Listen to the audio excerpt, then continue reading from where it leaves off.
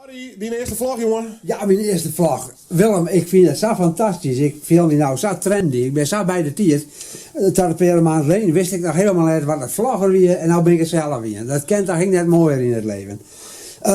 Nou, en als vlogger, hè, als vlogger van 63, heb ik natuurlijk enorm mijn best doen om echt hele leuke dingen te beleven. Maar ja, daar hoef ik eigenlijk iets aan mijn best voor te doen, want ik beleef al die leuke dingen vanzelf, want ze komen wel op mijn pa. Omdat ik natuurlijk verschrikkelijk geïnteresseerd ben in muziek en vooral in countrymuziek. En nou, door het verschijnsel ervoor dat in countrymuziek weer een hele mooie nieuwe stroming aan de gang is.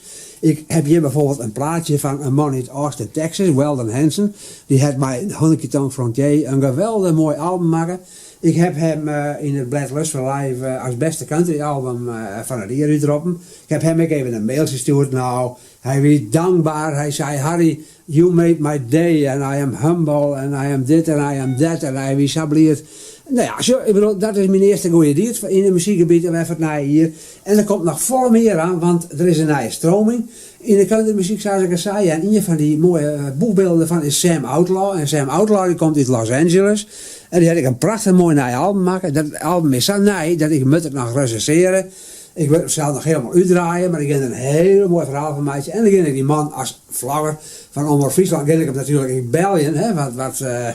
Hoe komt het zo dat je ook zo'n mooie plaat maken hebben? En dat prachtige song, hebben je ook dat van jouw heid en van jouw mem, hè? Dat soort vragen ging ik hem daar stellen. Hele slimme vragen, want ik ben een soort vlagger van Omroep Friesland. En dat was natuurlijk hele goede teksten hebben, maar alles. En zo voel ik eigenlijk maar, eigenlijk zo als trendy Harry, hè, die al je nieuwe dingen signaleert, die voorop rent bij nieuwe ontwikkelingen in de muziek. Zo voel ik eigenlijk wat toen zegt je wat er ook schoffel je.